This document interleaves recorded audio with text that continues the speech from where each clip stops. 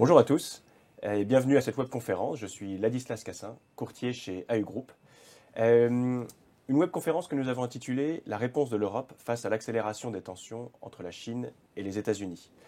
Alors, sans avoir la prétention de résoudre tous les problèmes géostratégiques qui nous guettent aujourd'hui, l'objectif ce matin est davantage de décrypter quelles sont ces tensions, où sont ces points de tension, quelles sont leurs origines et puis surtout comment y répondre. Pour animer ce débat, j'ai le plaisir de recevoir Elvire Fabry. Bonjour. Bonjour Elvire. Elvire, vous êtes chercheuse à l'Institut Jacques Delors, en charge de la géopolitique du commerce et également rapporteure du groupe de travail sur les relations entre l'Union européenne et la Chine. Et puis vous êtes également colonel de réserve dans l'armée de l'air. Pour vous répondre, Maxime Darmet. Maxime, vous êtes économiste senior, spécialisé sur la France et les États-Unis. Absolument, et bonjour. Bonjour, au sein de l'assureur crédit Allianz Trade. Bien entendu, vous pouvez poser vos questions tout au long de cette émission. Vous avez un chat qui est à votre disposition et nous tâcherons d'y répondre en tout cas en fin d'émission.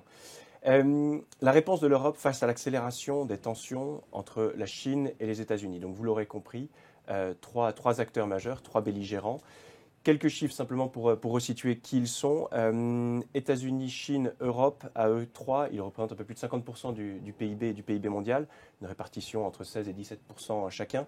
Alors, pendant des années, nous avons vécu dans une économie relativement mondialisée, avec une grande liberté de mouvement de nos capitaux, de nos services, de nous, les hommes.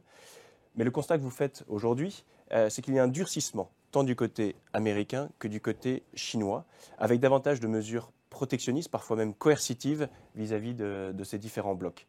Elvire, d'ailleurs, dans un de vos articles publiés par l'Institut Jacques Delors, vous parliez d'une mutation de cette mondialisation vers une ère de la sécurité nationale. Alors, c'est des changements forts auxquels nous sommes confrontés aujourd'hui. Quel diagnostic faites-vous de ce nouveau contexte international? Est-ce que cette rivalité croissante dans les deux blocs, quel est votre diagnostic aujourd'hui sur cette situation? Alors tout d'abord, si on reprend les chiffres d'évolution du commerce international en 2022, on voit qu'ils ont encore battu des records. Donc il faut être prudent sur l'idée d'une démondialisation telle que ça a pu être fréquemment commenté.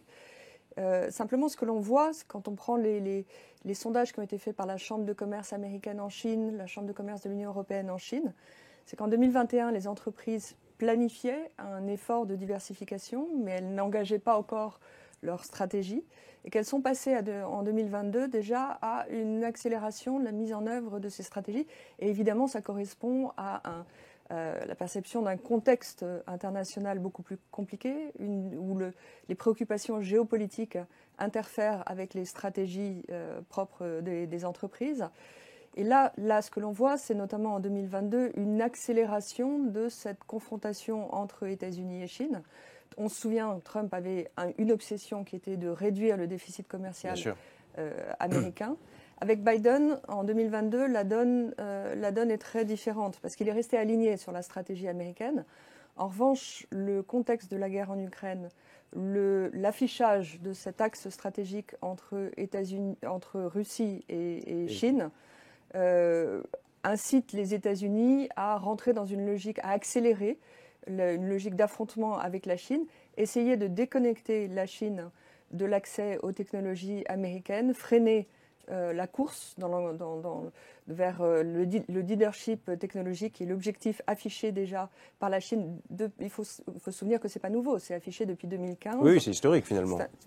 Mais dans le contexte actuel, il y a des enjeux sécuritaires qui interfèrent et qui pèsent actuellement sur le contexte international. Et ce que l'on voit actuellement, c'est une sorte de constitution, d'arsenal, de structuration des économies des deux côtés, avec des mesures qui sont directement orientées vers un enjeu de sécurité économique.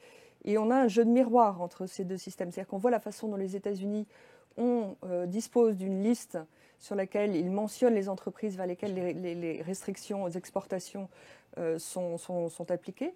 La Chine s'est dotée d'une liste similaire. Alors on a en tête pour les États-Unis le cas de Huawei qui est un cas exemplaire. Oui, le plus récent. Mais ça c'est une chose. La Chine s'est aussi dotée d'un instrument d'extraterritorialité.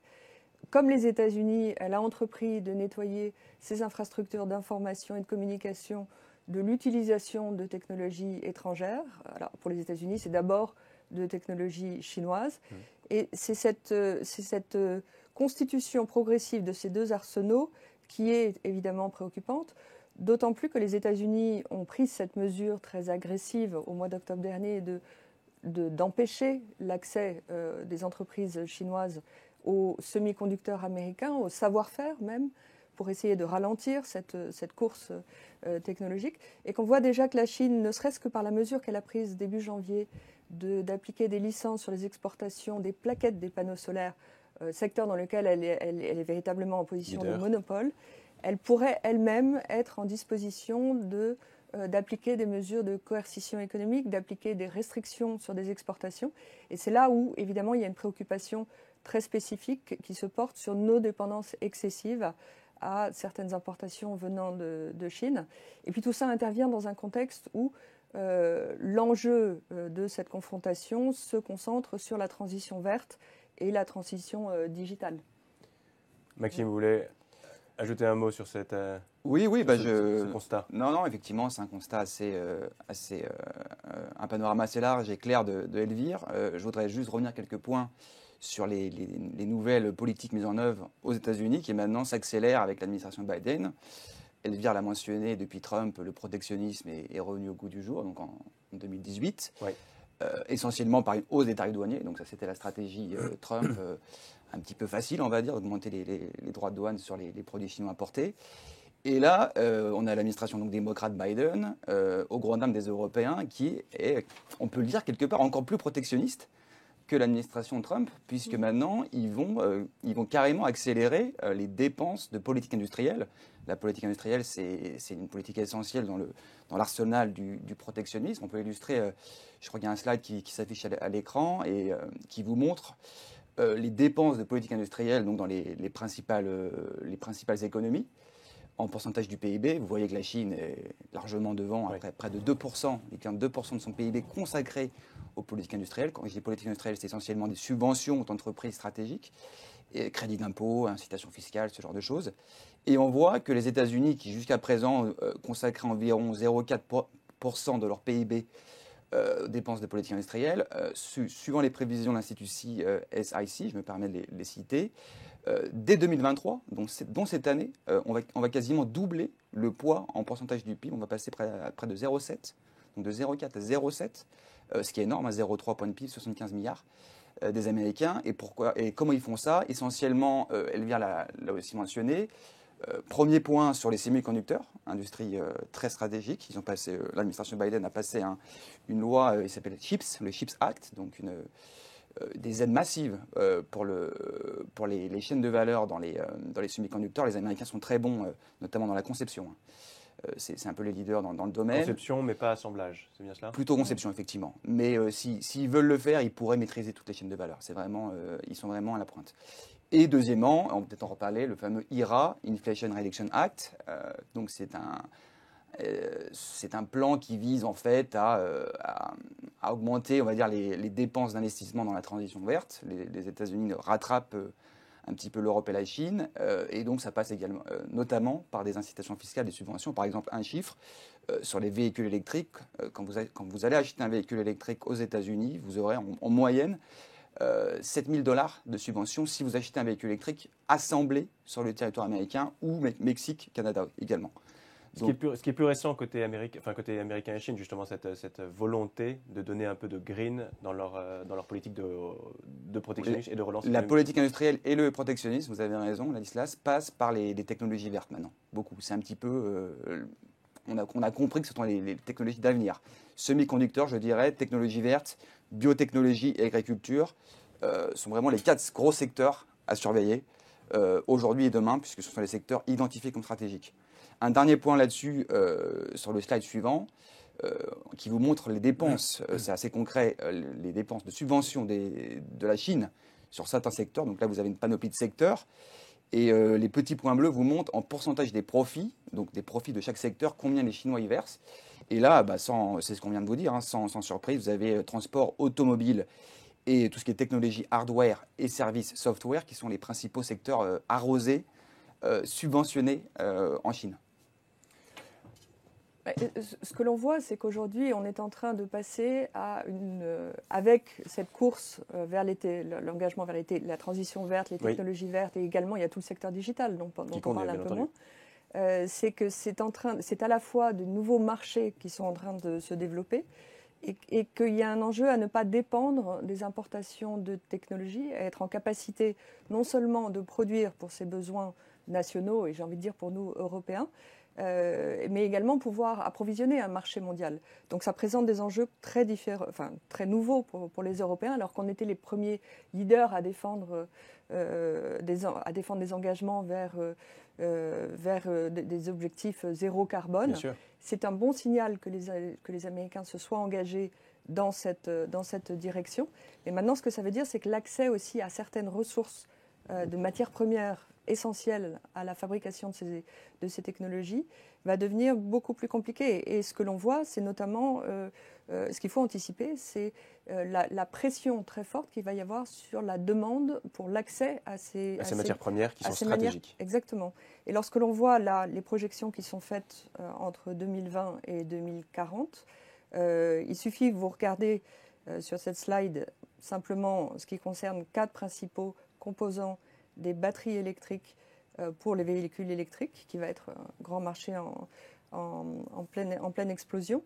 Vous voyez en vert les besoins actuels et au-dessus la demande pour 2040. Voilà. Donc il s'agit maintenant pour nous de sécuriser aussi l'accès à ces matières premières. Sécuriser nos approvisionnements. On le constate, j'ai bien aimé votre image de deux blocs qui se regardent en chaîne faïence, pas en chaîne faïence, mais en tout cas en miroir l'un de l'autre, avec des opérations telles que l'IRA ou le CHIPS Act pour pouvoir faire face aux mesures protectionnistes de chacun. On constate, on a l'impression que face à cela, l'Europe cherche un peu à exister, à imposer sa manière d'être, qui nous sommes aujourd'hui. On l'a vu avec Ursula von der Leyen qui était aux États-Unis, à Washington, il y a mi-mars. Aujourd'hui même, ils sont arrivés hier sous l'invitation d'Emmanuel Macron à Pékin. Donc on sent que l'Union européenne cherche à exister. Quels sont nos défis, nous, Européens? Quels sont nos défis dans ce contexte international toujours plus fragmenté, finalement? Si on revient sur 2021, on se souvient que la Commission européenne avait défendu une stratégie d'abord un principe d'autonomie stratégique, mais de politique commerciale ouverte. Oui. Et les 2 piliers de la stratégie européenne, c'est à la fois une politique commerciale plus offensive, qui permet aussi de protéger davantage les intérêts des entreprises européennes, mais qui s'appuie sur le renforcement des règles multilatérales. Et comme Européens, on a toujours tenu à être en conformité avec les règles de l'Organisation mondiale du commerce et à pouvoir réengager le dialogue pour pouvoir renforcer ces règles. Maintenant, ce que l'on voit, c'est que non seulement les États-Unis, depuis fin 2019, ont bloqué ce qui fait le muscle de l'OMC, qui est l'organe d'appel du mécanisme de règlement des différends et qui permet de régler les disputes entre les pays à l'échelle mondiale, ce qui est très problématique. Et puis que l'on a des problèmes pour faire avancer aussi les négociations et surtout ramener à la table des négociations États-Unis et Chine. La préoccupation aujourd'hui est d'autant plus forte qu'avec les initiatives qu'ont prises les États-Unis dans le cadre de ce Inflation Reduction Act, il y a directement des mesures qui ne respectent pas les principes de non-discrimination de l'OMC et que l'on voit des États-Unis qui ont marqué un virage protectionniste et qui finalement se détournent de cette organisation qui est très préoccupant, si je puis dire, pour l'évolution même du commerce international, le respect des règles dans les années qui viennent. Alors maintenant, ce qui est intéressant avec ce voyage, c'est que ça a poussé Ursula von der Leyen à faire une déclaration la semaine dernière sur la stratégie européenne vis-à-vis de la Chine et à clarifier un certain nombre d'éléments. Parce que vous le rappeliez, elle était à Washington il y a encore quelques jours, elle est aujourd'hui à Pékin. Et là, elle a porté un discours réaliste sur l'évolution de l'économie chinoise. On ne se fait pas d'illusions sur le fait que Xi Jinping maintienne son engagement sur un objectif plus d'autosuffisance, tout en créant plus de dépendance aussi des pays tiers vis-à-vis des exportations chinoises. Un système qui reste construit sur les entreprises d'État et des subventions importantes. Mais le message qu'a apporté Ursula von der Leyen est très clair. L'Union européenne privilégie un objectif de de-risking, de réduction des risques liés à ces dépendances excessives, plutôt qu'un objectif de decoupling, l'objectif américain, qui cherche à isoler davantage la Chine, qui dans le fond n'est pas fondamentalement réaliste, si je puis dire. Enfin, toute la question, c'est de savoir quelle est la portée de ce découplage. Mais on voit bien déjà que du côté américain, ça devait être limité aux questions technologiques et que des technologies vertes aux technologies d'intelligence artificielle, de supercomputing et autres, il va y avoir une extension un peu de cette stratégie. Et par rapport à cette dépendance excessive aujourd'hui que nous avons, nous, Européens, vis-à-vis de nos partenaires commerciaux, concrètement, je veux dire, je m'adresse à vous, Maxime, concrètement, avec quelques chiffres, qu'est-ce que ça représente? Alors oui, donc là vous avez un slide qui vous montre, le slide suivant, qui vous montre effectivement la dépendance, on a regardé Allianz Trade, les dépendances entre les géants chinois, américains et Union européenne. Alors déjà à gauche, ça vous montre par exemple la part, depuis 2010 et 2019, les derniers chiffres disponibles, la part des composants chinois dans les exports type chimie, machinerie. Et on voit qu'on est passé à des parts de marché fulgurantes, 27%, vous voyez, tout à fait à gauche, pour par exemple tout ce qui est produits électroniques. La chimie également, une part extrêmement importante. Quand on regarde les dépendances entre les zones, là c'est le graphique que vous avez à droite, on calcule, alors qu'on dit un bien critique, ce qu'on appelle un bien stratégique, c'est quand on mesure grosso modo, c'est quand la Chine a une part de marché de plus de 50%, et quand les importations chinoises dans votre zone, par exemple quand vous importez en Union européenne, c'est plus de 50% de la Chine. Donc, par exemple, très concrètement, sur ce graphique de droite, on a calculé que la Chine est un fournisseur critique pour les États-Unis pour 276 types de produits et pour l'Union européenne de 141 types de produits. Et là, quand vous voyez la décomposition, c'est assez intéressant. C'est ce que j'ai dit, hein, chimie, composants électroniques, équipements ménagers et également un petit peu certains composants. Donc une grosse dépendance. Quand vous regardez en effet miroir la dépendance de la Chine par rapport à nous, Européens, ou par rapport aux Américains, alors en surface, ils sont largement moins dépendants. 22 types de produits américains dont ils sont dépendants, c'est très peu, notamment c'est dans l'agriculture. Donc non pas que ce n'est pas des produits stratégiques, mais disons, c'est peut-être plus facile de rattraper son retard. Et par contre, aux Européens, donc ce qui peut-être peut donner un avantage pour nous Européens, et c'est plutôt positif, les Chinois sont quand même dépendants, on a calculé, de 188 types de produits. Donc 22 pour les Américains, et chez nous 188. Donc nous les Européens, on est quand même pas si mal, on exporte pas mal de produits critiques pour les Chinois. Par rapport aux Américains. Par rapport aux Américains, donc on a peut-être plus de marge de manœuvre. Un point intempéré néanmoins, c'est que les Américains, certes, exportent peu de produits critiques aux Chinois en termes de volume, mais ils exportent beaucoup de produits extrêmement importants. J'ai évoqué les semi-conducteurs, ce sont les seuls capables de créer certaines puces extrêmement sophistiquées. On l'a vu, les sanctions sur Huawei, ça pèse énormément sur les Chinois. Ils ont beaucoup de mal à les remplacer, à trouver des alternatives. Donc les Américains, si je résume, ils n'ont pas beaucoup de biens en volume sur lesquels ils peuvent vraiment impacter ou en tout cas mettre des bâtons dans les roues sur les Chinois, mais sur les quelques biens qui dominent, j'ai parlé des semi-conducteurs, mais aussi dans la chimie, la pétrochimie, la biotechnologie, ils détiennent beaucoup de propriétés intellectuelles, beaucoup d'informations techniques. Donc dès qu'ils commencent un petit peu à bloquer, à limiter les exports ou les investissements à contenu information technique, à contenu de propriété intellectuelle américaine. On le voit moins dans les chiffres là que je vous présente, mais c'est extrêmement puissant comme impact sur les Chinois, et les Chinois le sentent assez durement. Hein. Je vous dis, récemment, je regardais les chiffres des importations de processeurs, puces, composants électroniques chinois est en chute libre, puisqu'ils importent moins depuis les Américains, depuis les sanctions. Et ça leur pose vraiment problème. Peu nombreux en chiffres, en volume, voilà. Mais stratégiques. Critique pour très haute technologie, pour les Chinois. Très haute valeur ajoutée, exactement. Mais encore une fois, les Européens, en volume, on n'est pas si mal. Hein, je vous disais, 188 types de produits pour lesquels on est des exportateurs critiques sur les Chinois. Et il faut le souligner. Il faut le souligner, je pense. Vous avez raison. Elvire, vous voulez rajouter quelque chose? Ce qui est intéressant, c'est de comparer en effet la façon dont, comme vient de le faire Maxime, on est exposé plus ou moins à cette dépendance. Et je pense que si on revient notamment sur un chiffre qui qui est le ratio de la part du commerce sur le PIB, Oui.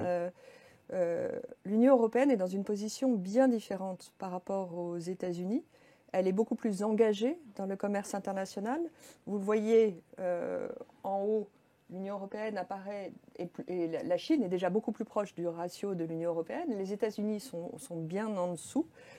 Et ça vient notamment du fait, bon, d'abord qu'on a une économie plus ouverte que les États-Unis, mais qu'on a passé 40 accords de partenariat bilatéraux avec des pays dans le monde. Les États-Unis n'en ont que 20. Oui. Ce qui veut dire aussi que pour les Européens, cette évolution de la mondialisation, le fait qu'on ait ces problèmes de résilience sur les approvisionnements des chaînes de valeur, ont un impact très différent et qu'il y a des enjeux plus spécifiques par rapport à l'asymétrie d'ouverture des marchés entre Union européenne et Chine. Parce que, notamment, lorsque l'on considère aussi l'indice de restrictivité de la Chine par rapport à d'autres pays, c'est restrictivité pour les investissements étrangers. Ça veut dire l'ouverture en fait, du marché chinois aux capitaux étrangers, aux investissements étrangers. Vous voyez que là, on a les chiffres de 2019, mais ça n'a pas bougé. La Chine est un cas complètement à part et que c'est le problème des Européens aujourd'hui et le sujet que Ursula von der Leyen et Emmanuel Macron vont remettre sur la table. C'est qu'on est prêt, on n'est pas dans une logique de découplage, on est dans une logique, encore une fois, de diminution de nos dépendances stratégiques, mais il faut des conditions de concurrence plus équitables. On avait obtenu un certain nombre de choses dans le cadre de l'accord d'investissement bilatéral entre l'Union européenne et Chine en 2020. Cet accord est sur étagère. On n'a pas de perspective de ratification tant qu'on s'applique des sanctions réciproques. Mais dans cet accord, il y avait des concessions de la part de la Chine. Et là, tout l'objectif, c'est d'essayer de réengager le dialogue pour essayer de amener Xi Jinping à considérer plus de flexibilisation peut-être, envoyer des signaux un peu positifs, alors qu'à l'heure actuelle, la difficulté que rencontre la Chine dans le redémarrage de sa consommation interne fait que la Chine aujourd'hui a quand même un intérêt non seulement à éviter un alignement de l'Union européenne sur les objectifs américains de découplage, mais aussi à maintenir l'accès au marché européen. Si je me permets de rebondir justement sur cette slide dont Elvire vient de présenter, effectivement, c'est ce qui est frappant. Bon, comme elle l'a dit, c'est que les Chinois sont beaucoup plus restrictifs sur les investissements étrangers dans leur économie. Mais ce qui est intéressant de voir aussi, c'est que les États-Unis sont quand même deuxièmes dans ce graphique. Et que nous, les Européens, il faut être lucides. On est bien plus ouverts, notamment aux échanges, mais également aux investissements. Ce qui, selon moi, peut poser problème, puisque on a tous en tête des investissements chinois ou américains dans des entreprises stratégiques européennes. Et j'ai l'impression que les Européens, ils deviennent de plus en plus lucides, ça c'est sûr, mais il y a clairement des efforts à faire. Aussi, sur le slide précédent, en termes d'ouverture commerciale, on vous montre le niveau des droits de douane. Oui. Et là, c'est assez frappant de voir que, effectivement, nous, Européens, par exemple, il faut savoir qu'il y a un exemple que j'aime bien prendre, c'est les véhicules électriques, une industrie de demain, tout le monde en parle beaucoup. Les Américains ont des droits de douane extrêmement élevés sur les importations de véhicules électriques, en général, de toutes sortes. Mais les Chinois exportent essentiellement maintenant de plus en plus des véhicules électriques. Donc, l'administration Biden a gardé les tarifs douaniers de l'ère Trump. Les Chinois ont des tarifs douaniers assez élevés, autour de 10% également sur les importations de véhicules en général, du reste du monde. Et par contre, les Européens, ce sont eux qui ont les tarifs douaniers les plus faibles, un peu moins de 10% de mémoire. Donc, clairement, une économie européenne qui est très ouverte, ce qui nous a profité au cours des 20, 30 dernières années. Mais je crois, Ladislas, vous évoquiez les réponses européennes, je crois qu'il faut être très lucide. Il y a clairement des bénéfices à l'ouverture commerciale et aux investissements. Je n'en disconviens nullement. Mais disons que face à ces deux géants chino-américains, il faudrait au moins un minimum, je pense, de réciprocité. Donc sur les véhicules électriques, par exemple, vous savez, qui commencent vraiment à inonder le marché européen. Les constructeurs européens ne sont pas prêts. Et là, on commence à perdre des parts de marché. Les Chinois, les hausses de parts de marché dans l'Union européenne en termes de véhicules électriques qui seront obligatoires, je crois, en 2030-2035, suivant Oui, les... Il y a encore un peu de débat. Il y a encore un peu de C'est débat. sujet à quelques discussions. Voilà, mais en tout cas, c'est assez rapide. Le lobby allemand de l'automobile c'est demain. Donc là, les Chinois ont des positions de quasi-monopole dans les batteries électriques, dans les véhicules électriques. Or, vous gardez en Union européenne des tarifs douaniers extrêmement faibles. Pour moi, ça pose problème. Donc, à minima, une réciprocité et mettre des tarifs douaniers au même niveau que les Chinois serait un signal fort pour dire que certes, nous sommes des économies ouvertes aux échanges et aux investissements, mais attention, nous, on veut la même chose en face. On en vient un peu à une forme sur un marché mondial, une concurrence déloyale, en fait, finalement, entre l'Union européenne trop ouverte vis-à-vis des deux blocs américains et chinois. Alors c'est intéressant justement de faire un focus sur cette question des véhicules électriques, parce qu'en effet, il y a des implications d'emploi, et là, c'est toute une transition de l'industrie de l'automobile qui est en cours. Parce qu'il faut regarder toute la chaîne de valeur des véhicules électriques.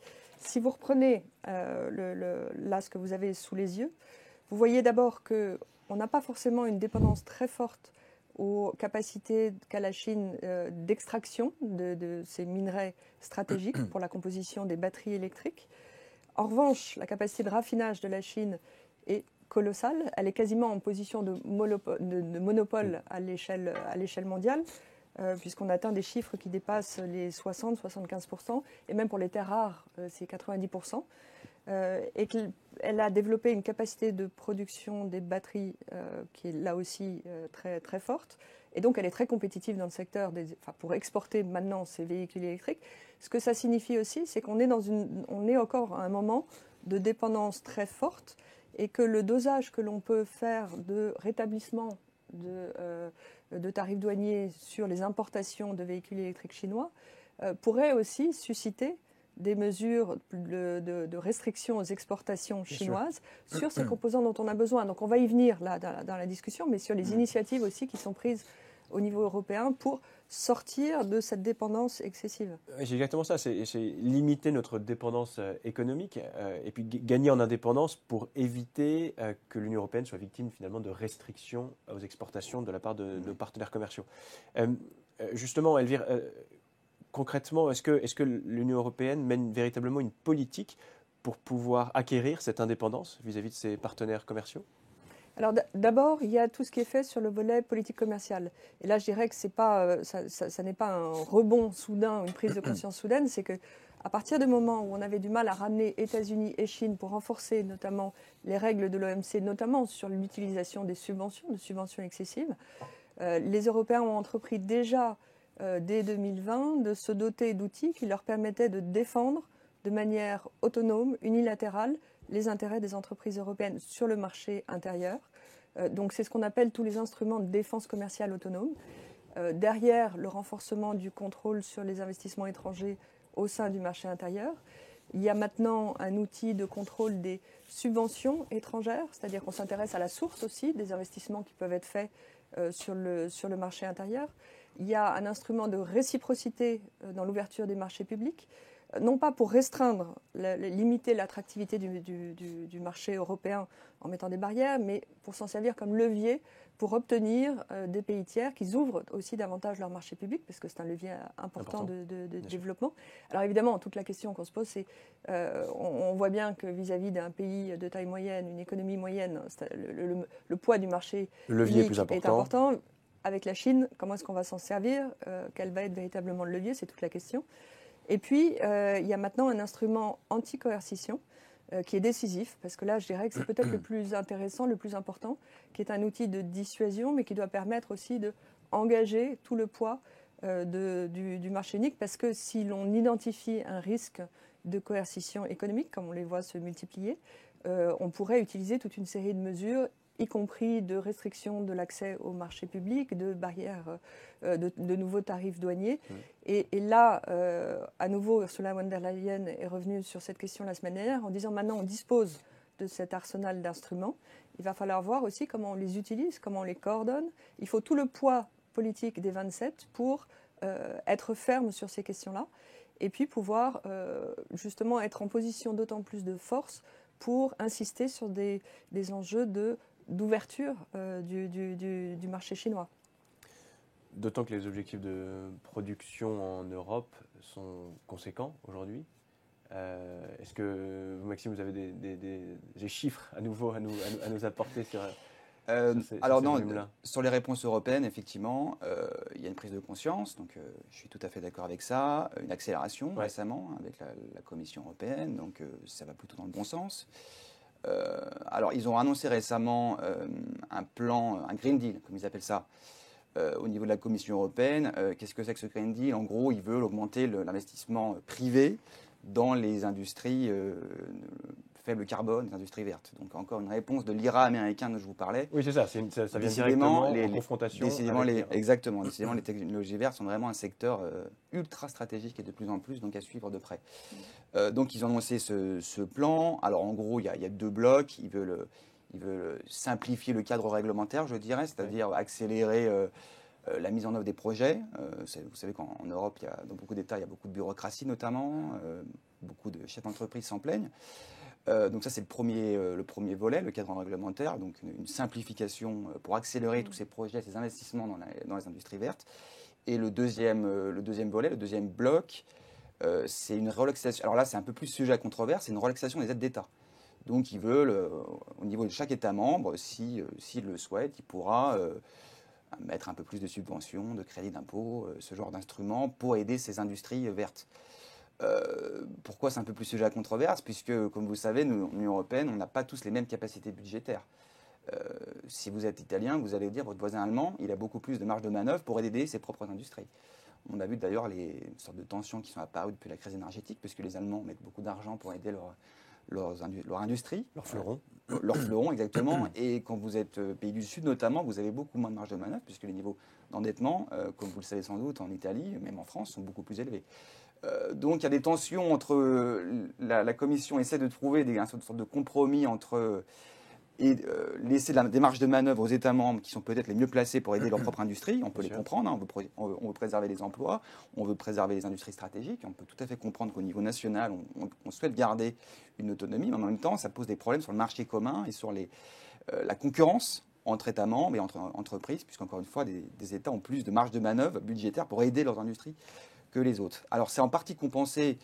Il faut reconnaître que les Européens, ils essaient de trouver une sorte de compromis. Vous avez les fonds du Recovery Resilience Facility, RRF, il y a beaucoup d'acronymes en Union européenne, hein, mais moi je m'y perds un petit peu, qui ont été mis en place en gros depuis la pandémie. Sont des fonds, alors là c'est plutôt pour stimuler l'investissement public. Donc c'est à peu près une enveloppe de 720 milliards d'euros sur la table, essentiellement soit des prêts à des taux intéressants aux États, soit carrément des aides sans remboursement. Ouais. Et par exemple, vous avez l'Italie, par rapport à son PIB, c'est colossal, hein, ces fonds. La Grèce, l'Espagne, donc tous les pays du Sud, encore une fois, qui ont des moins de marge de manœuvre budgétaire, dont je vous disais qu'ils étaient un petit peu inquiets de cette relaxation des aides d'État, à cause des distorsions de concurrence que ça pourrait introduire, vis-à-vis de l'Allemagne notamment. C'est en partie compensé par ces aides, ces dons même, de ce RRF, donc 720 milliards d'euros, mis en place. Un dernier point sur les mesures prises européennes, qui sont, je trouve, assez ambitieuses et qui vont dans le bon sens, c'est ce mécanisme d'ajustement carbone aux frontières. C'est pas vraiment une taxe carbone, mais on peut le résumer ça comme ça, qui va être mis en place, en tout cas c'est prévu en 2026-2027, pour moi qui est une réponse adaptée à la réciprocité dont j'évoquais avec les Chinois, c'est-à-dire qu'en gros, les importations dans le bloc Union européenne vont être soumises, comment dire, à une sorte de taxe si elles ont un contenu en carbone élevé. Concrètement, ça veut dire que si vous êtes importateur et vous importez des biens chinois qui ont un fort contenu en carbone, vous devrez acheter des droits de douane sur le marché européen. Donc voilà, en gros, ça revient à une taxe carbone au final.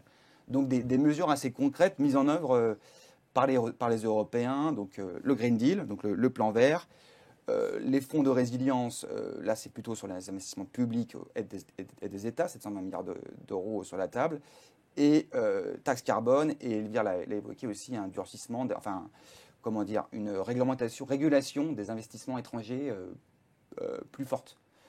Voilà, ça c'est ce qui est fait en tout cas, ou ce qui va être fait. C'est ce qui est C'est ce qui est en train d'être mis en place. Le Recovery Resilience Facility, le RRF, s'est déboursé depuis 2 ans déjà. On voit les effets.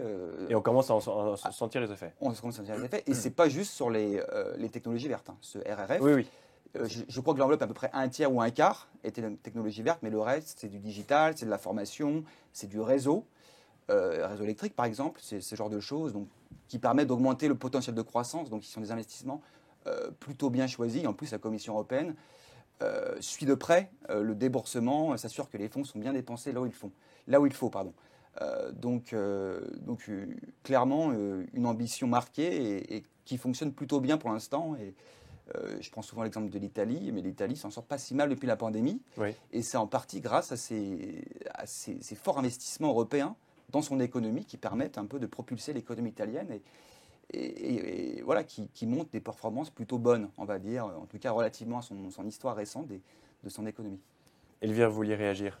Oui, parce que ce qui est intéressant, c'est quand les États-Unis ont mis sur la table leur plan très ambitieux de 367-69 milliards d'euros dans l'Inflation Reduction Act, on a bien vu cet automne que ça a provoqué beaucoup de réactions côté européen. Déjà parce qu'on a un vrai problème de disparité de compétitivité avec le coût de l'énergie qui est si différent sur les 2 marchés. Maintenant, je pense que quand on prend un petit peu de recul, avec quelques mois de recul sur les initiatives qui ont été prises côté européen, on va se rendre compte que ça a été un bon réveil, si je puis dire, pour les Européens. Parce qu'en fait, l'enjeu, c'est moins les États-Unis que la Chine. La position de la Chine, déjà en position de leadership pour un certain nombre de ces technologies vertes. Et que là, il y a eu une accélération des décisions qui ont été prises côté européen. On avait déjà les projets d'alliance, les projets lancé par Thierry Breton de projets d'intérêt européen importants, là aussi, un acronyme qui est pas très heureux. Mais maintenant, ça a permis à la Commission européenne de passer à une phase beaucoup plus offensive et finalement avec un narratif qui est positif, qui n'était pas un narratif anti-IRA, qui était plutôt un narratif de dire c'est un marché en pleine expansion. Il faut qu'on en soit. Il faut qu'on se mobilise. Il faut qu'on en soit pour développer une capacité de production de masse pour notre marché et puis pour pouvoir exporter nos propres technologies. C'est-à-dire que il faut qu'on soit présent sur ce marché mondial qui explose. Donc il faut des moyens importants. Donc il y a en effet tout ce qui peut être utilisé à court terme en termes de capacité de financement dans les différents tiroirs des budgets. Il y a REPowerEU, il y a différents tiroirs qu'on recanalise encore sur cet objectif. Et puis maintenant, on va se poser la question aussi de fonds supplémentaires. Mais il y a ça, il y a une nouvelle brique qui a été présentée il y a encore quelques jours, Net Zero Industrial Act, qui donne déjà des éléments de gouvernance, d'objectifs, de structuration, parce que ce n'est pas le tout de débloquer des capacités de financement, c'est aussi de savoir comment est-ce qu'on organise cette capacité de mutualisation des moyens, et avec des objectifs qui sont des objectifs de très court terme, c'est 2030. Pour sortir de nos dépendances, pour avoir une capacité de production de 40% au moins des besoins en technologie verte dont on aura besoin à l'horizon 2030, c'est après-demain. Donc c'est aussi un appel aux industriels européens, aux investisseurs et à tous les niveaux d'innovation, de start-up jusqu'aux industriels les plus installés sur les marchés, pour se dire c'est maintenant et on met les moyens sur la table, non seulement pour qu'ils ne soient pas tentés de partir vers le marché américain, mais c'est toute une structuration de la stratégie au niveau européen et avec des objectifs aussi, encore une fois, de mutualisation, essayer de ne pas accroître les disparités entre les États membres, la crainte de différents États membres, en imposant des conditions aussi pour qu'il y ait des financements plus importants pour les régions les plus pauvres, il faut qu'il y ait des entreprises qui viennent de plusieurs États membres. Enfin, on est en train de passer à une logique un peu différente du fonctionnement du marché intérieur. Une logique d'Union européenne plutôt qu'une logique indépendante entre les 27. C'est un enjeu important. Mais d'ailleurs, de façon plus générale, comment lutter davantage, je vous pose la question à tous les deux, comment lutter davantage vers toujours plus d'indépendance vis-à-vis de nos partenaires commerciaux, sans bien entendu rompre les relations. On a besoin de ces partenaires, mais maintenir, à l'avenir, obtenir plus d'indépendance vis-à-vis d'eux. Comment pourrions-nous agir ? Je dirais qu'il y a une vraie différence là entre la stratégie américaine et européenne, c'est que les États-Unis ont abandonné les objectifs de politique commerciale. Ils ne Oui. font plus que de la politique industrielle. Ils ne veulent plus signer de nouveaux accords commerciaux. Enfin, le Congrès s'oppose en fait à la signature de nouveaux accords commerciaux. Et on commence déjà à entendre des voix côté américain, du côté des économistes, de l'ancien secrétaire d'État au Trésor de Bush, disant les États-Unis sont en train de se tirer une balle dans le pied. Parce qu'il faut aussi avoir la capacité d'exporter. Enfin, pour avoir envie d'exporter, il faut être en capacité d'ouvrir aussi son marché. Son marché, bien sûr. Alors que l'Union européenne mise vraiment sur ces deux jambes, politique commerciale, politique industrielle, et est véritablement aussi engagée dans une logique de diversification des approvisionnements. Donc ce sont des signaux clairs qui sont envoyés. Il ne s'agit pas de fermer le marché européen, il s'agit d'engager un dialogue stratégique avec différents partenaires, et notamment pour réduire notre dépendance à la Chine, mais pas que.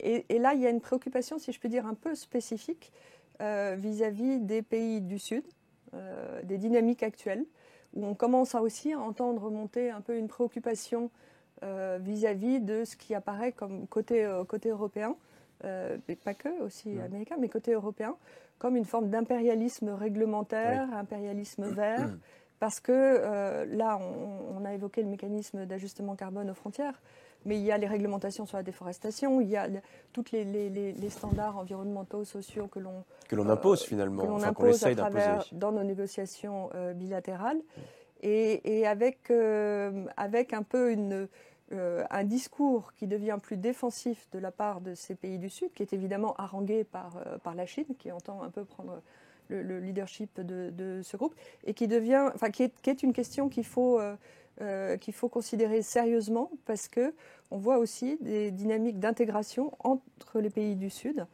qui se renforcent, et notamment en Asie du Sud-Est. Oui, alors sur les réponses européennes, c'est vrai que c'est pas facile. Il y a un petit peu, je l'ai dit, la Commission européenne joue un peu sur ses deux jambes, elle veut laisser des marges de manœuvre aux États, et ça me paraît légitime. Chaque État veut garder ses industries, et en même temps, il faut faire attention aux distorsions de concurrence entre États, voilà, comme je l'ai dit. Je pense que les pistes à creuser pour demain, c'est trouver de nouveaux fonds sans creuser les déficits qui sont déjà élevés. Alors, une piste de réflexion serait, par exemple, en Europe, on a la chance d'avoir énormément d'épargne des ménages. Les ménages épargnent énormément, y compris en France. Une épargne qui, selon moi, est souvent pas investie dans les meilleurs canaux. Par exemple, on aime beaucoup investir dans l'immobilier en Europe. Ce n'est pas vraiment une bonne utilisation de l'épargne. Et on pourrait éventuellement penser à la création d'un fonds souverain européen, ou même pourquoi pas au niveau national, ce n'est pas forcément une mauvaise idée non plus, où cette épargne, par des incitations fiscales, je ne sais pas, ce genre de choses, serait dirigée, et ce fonds souverain investirait dans différentes technologies, dans différentes entreprises, dans différentes industries. Ils font un peu tout ça, les Chinois notamment. Donc pour moi, ça peut être une des solutions. Capitaliser notre épargne abondante. On a beaucoup plus d'épargne, par exemple, qu'aux États-Unis. Les États-Unis ont un déficit chronique d'épargne, donc ça, c'est une force chez nous, Européens, sur lesquels on pourrait clairement s'appuyer. Et investir dans les secteurs stratégiques, pas seulement les zéro carbone. On parle beaucoup des zéro carbone, mais je vous rappelle que la pétrochimie, les métaux stratégiques et bien sûr les semi-conducteurs sont vraiment des secteurs dans lesquels je pense qu'il faudrait davantage d'investir. Concrètement, ce que ça veut dire, par exemple dans les semi-conducteurs, en Europe, on est très bon pour produire des puces dans l'industrie automobile en particulier. On est très bon dans ce secteur, mais le problème c'est qu'on n'en produit pas assez. Donc dès qu'il y a un déficit de puces, par exemple d'Asie, pour citer un exemple récent, pendant la pandémie 2021, on a eu des gros problèmes. On s'est rendu compte à quel point on était dépendant de l'Asie.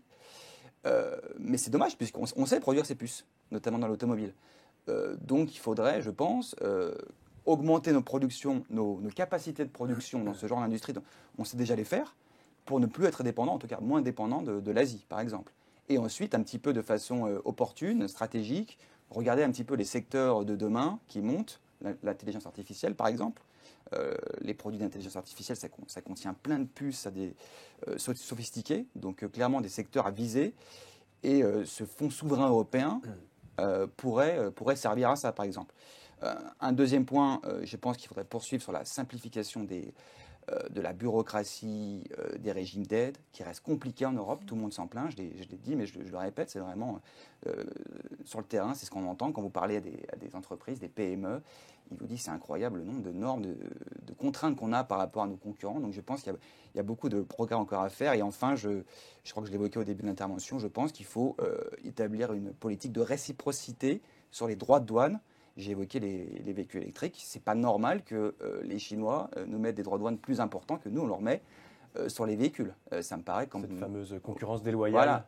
Ça ne veut pas dire qu'on défend le protectionnisme à tout va, mais ça veut dire qu'on demande un minimum de réciprocité et que l'Union européenne peut montrer ses muscles, puisqu'elle a beaucoup d'atouts, elle a un énorme marché, elle a clairement des ingénieurs, des techniciens de qualité, de valeur dans beaucoup de secteurs. J'ai évoqué les puces industrielles, notamment dans lesquelles il faut vraiment appuyer à fond et investir pour un petit peu être un peu plus autonome ou indépendant vis-à-vis de l'Asie et des Chinois en particulier. Acquérir notre indépendance, justement.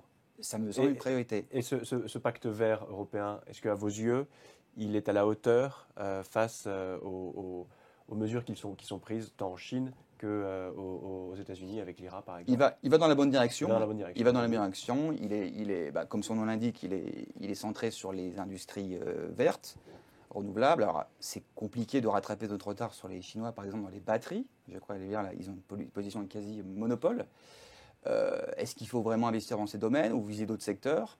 Je ne sais pas. En tout cas, c'est des pistes à creuser. Et comme je vous l'ai dit, ça va dans le bon sens. Mais selon moi, on n'a pas assez de fonds. Il faut creuser d'autres pistes pour mobiliser l'épargne. Donc, je reviens sur ce point des fonds souverains, une piste que j'évoque comme ça. Avant cette perspective de créer un fonds souverain, il y a déjà le projet de créer un fonds de souveraineté européenne, donc avec l'idée de pouvoir mutualiser une capacité d'aide commune. Et on voit très bien la façon dont Thierry Breton a mis sur la table ce projet de Green Deal, oui.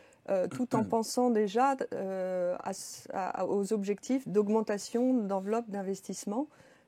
Et en soulignant que même en utilisant tous les fonds disponibles actuels au niveau européen, on aurait encore un gap de 100 milliards d'euros qu'il faut combler et déjà engager la discussion entre les États membres. Alors on sait qu'il y a une résistance forte du côté des Pays-Bas, des pays scandinaves, mais c'est l'échéance de demain.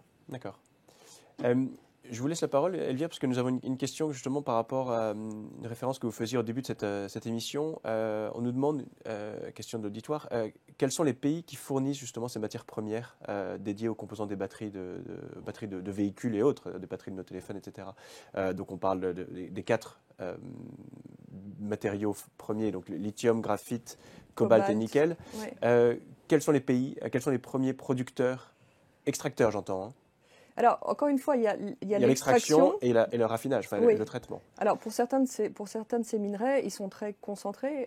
Pour le cobalt, évidemment, on pense à la RDC. Bien sûr, qui représente 80% ou 90% des... 70%, ce qui est très important. Et la Chine a déjà une mainmise très importante sur quasiment 70% de cette réserve de 70% mondiale.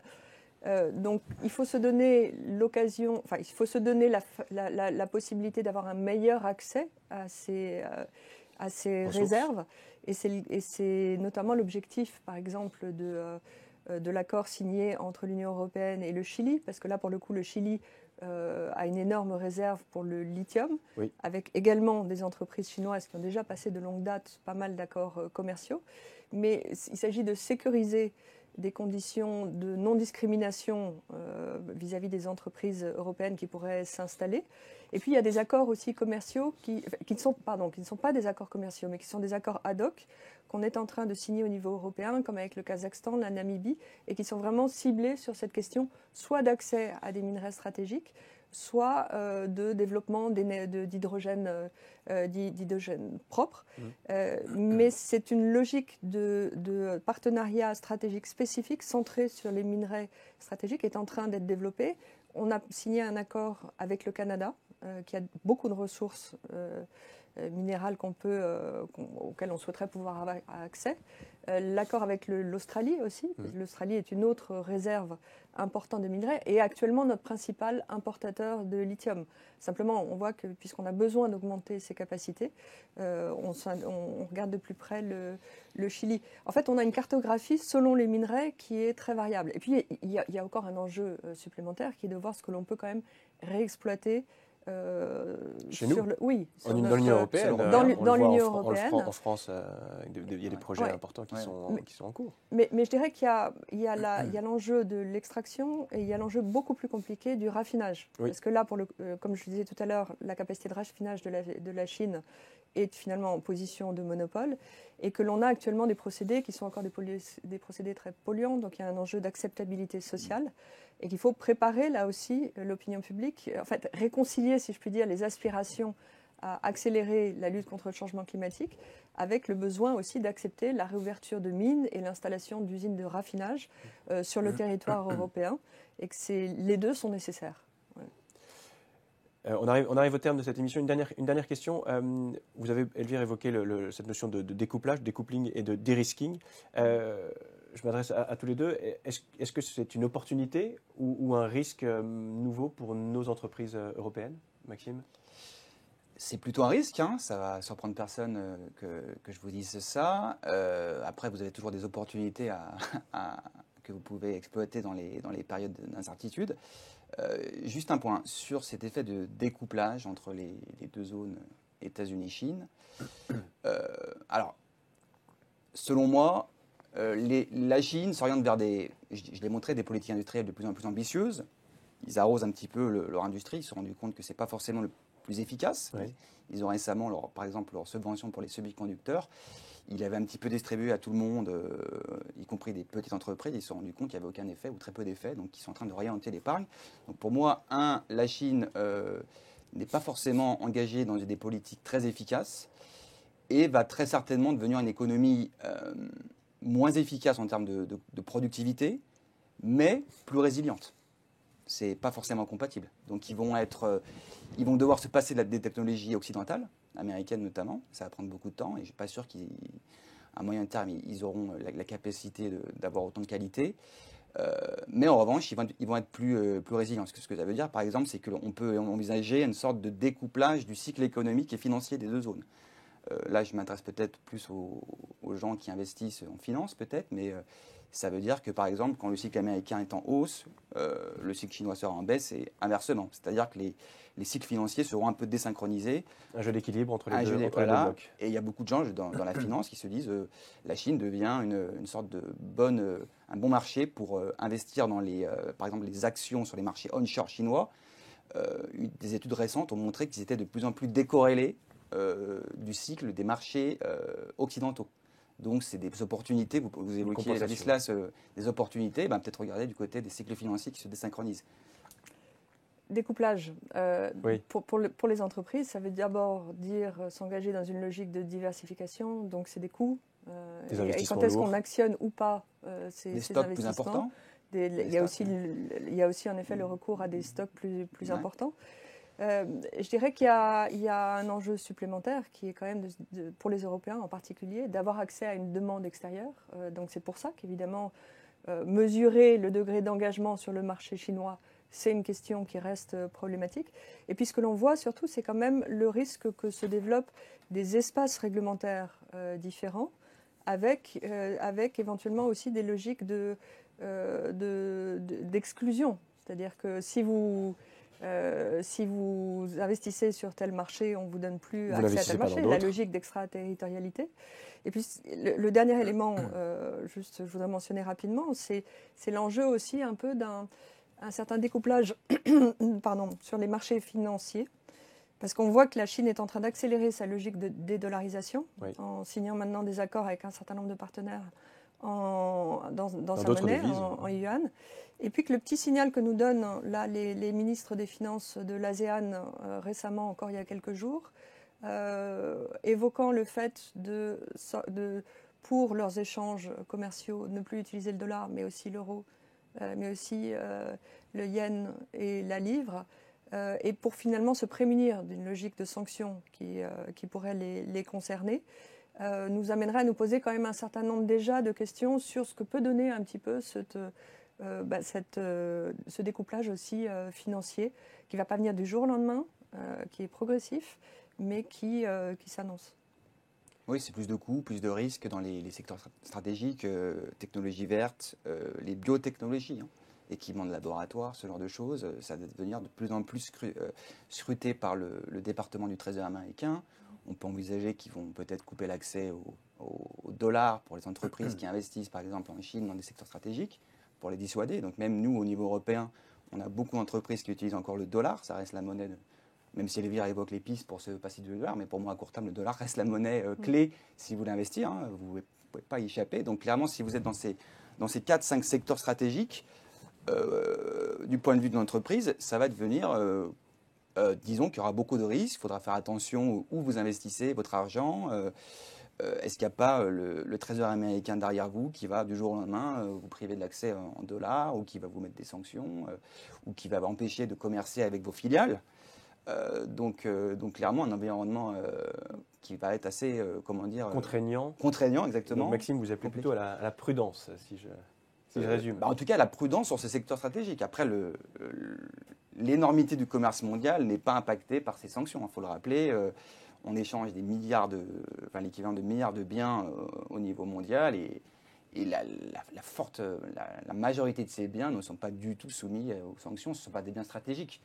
Donc là, j'évoque vraiment quelques secteurs clés avec quelques acteurs, mais qui, par rapport à la masse, c'est stratégique, mais par rapport à la masse des gens en termes de volume, par rapport à la masse d'entreprises qui commercent dans le monde, c'est pas grand-chose non plus. C'est pour ça qu'il y a aussi une attention spécifique à l'intensification des échanges, partenariats stratégiques qui peuvent être développés avec d'autres pays, et notamment toute la zone Asie du Sud-Est. Oui. Et que là, il y a aussi la volonté de réengager des négociations bilatérales avec plus de pays, parce que s'ouvrir plus d'opportunités, il y a tout l'enjeu de la ratification du Mercosur avec les pays d'Amérique latine. Et là, les Allemands sont particulièrement intéressés, parce qu'ils voient bien qu'il faut qu'ils trouvent des débouchés alternatifs important pour eux. Aussi. Bon, la bonne nouvelle, c'est qu'on voit que l'Union européenne, en tout cas, se met en ordre de bataille pour faire face à ces deux géants américains et chinois. L'enjeu de demain, ça sera d'accorder nos violons, si je peux me permettre, et de parler d'une seule et même voix. On le voyait c'est l'actualité avec la visite d'Ursula von der Leyen, présidente de la Commission européenne, en ce moment à Pékin, invitée par Emmanuel Macron. On constate qu'il y a une certaine notion de vindicativité de la part d'Ursula von der Leyen vis-à-vis de la Chine versus un Emmanuel Macron qui se joue en apôtre du dialogue. Donc voilà, l'enjeu désormais va être de pouvoir parler d'une unité européenne vis-à-vis de ces deux géants. Merci beaucoup. Elvire Fabry, vous représentez l'Institut Jacques Delors. Merci beaucoup de nous avoir apporté cet éclairage sur la géopolitique du commerce. Merci beaucoup Maxime d'avoir illustré justement notre débat avec vos chiffres importants et concrets. Merci à notre auditoire de nous avoir suivis. J'espère qu'on vous aura aidé à apporter quelques réponses à ces enjeux stratégiques. Je vous rappelle que le replay de cette émission sera disponible cet après-midi sur le site internet d'AU Group. Je vous souhaite une bonne journée et à bientôt.